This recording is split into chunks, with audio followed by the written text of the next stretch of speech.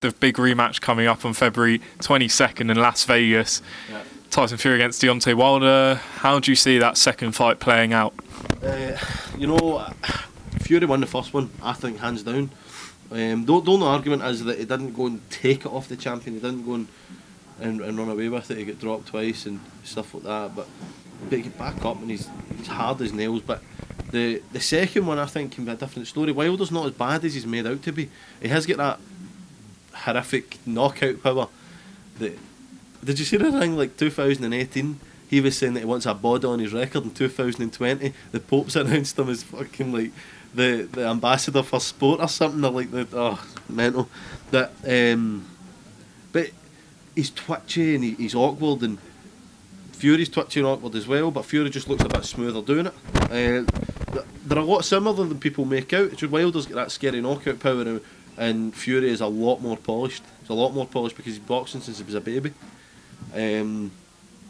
But I think Fury's going to do. I think Tyson will beat him. I think he'll beat him.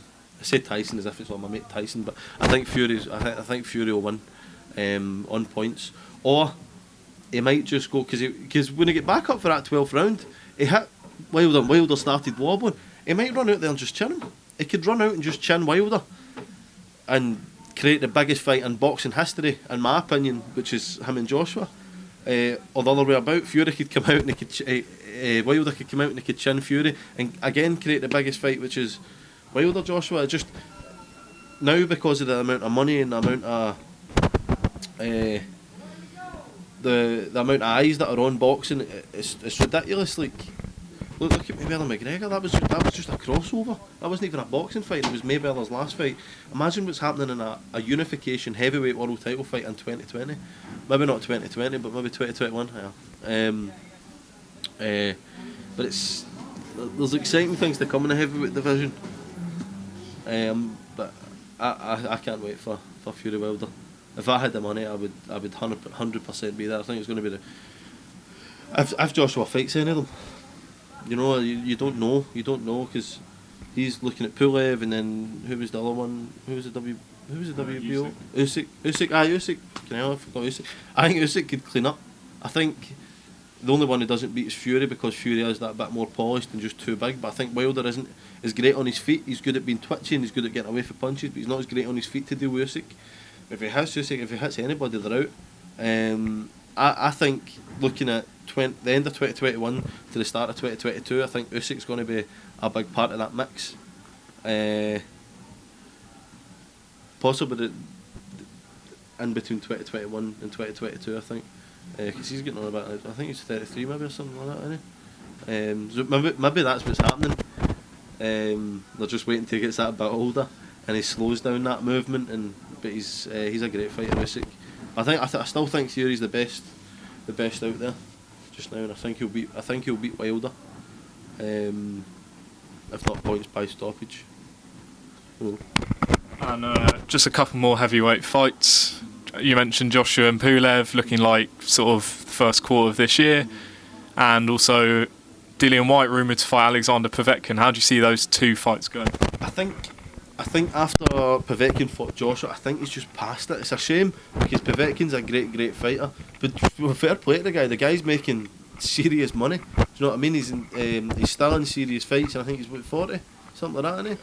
But he's still in serious fights, which for a guy that's been about boxing he's been in the public eye in boxing for the last 20 years. Do you know what I mean? He's an Olympic gold medalist, and I think Whyte's left hook is frightening. I think they'll get into an exchange, and I think Whyte would stop 100%. I think that he's going to stop Povetkin. Pulev is a hard fight. Pulev's a really hard fight, especially for Joshua, who looks as if he kind of struggles a bit against somebody a bit bigger. But we'll see. I think Joshua will still handle Pulev. It's a hard fight to get through, but it could put miles on the clock. You never know. But Pulev's tough. He's a tough guy. But yeah, I hope to see Andy Ruiz back. I like Andy Ruiz. He should have trained harder. That's what I was saying after I was in boxer. But no, Joseph Parker as well, Ruiz Parker. That second fight, 100% should be happening. 100%, because I thought Ruiz won the first one. But I think both parties think they won the first one. Parker obviously got the decision, but Ruiz thinks he won it, Parker thinks he won it, so I don't know why that shouldn't happen, seeing as both of them are coming, I think they're both coming off the back of losses. Both coming off the back of losses, they're both trying to shoot themselves forward again, to kind of make a break fight. I think that fight should happen, that big great fight. Dubois Joyce, I'm really excited for the press conferences. Dubois Joyce, I think that's going to be fireworks.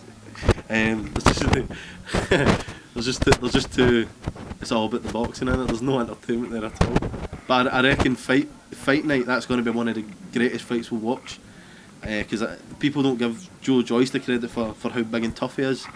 They give a lot of people saying Dubois is very one-dimensional, but he's fucking good at it. Tyson was one-dimensional. Never seen Tyson stand off and just box somebody, but they're good at it. Do you know what I mean? They're good at what they do, and I think that's a cracking fight, that one.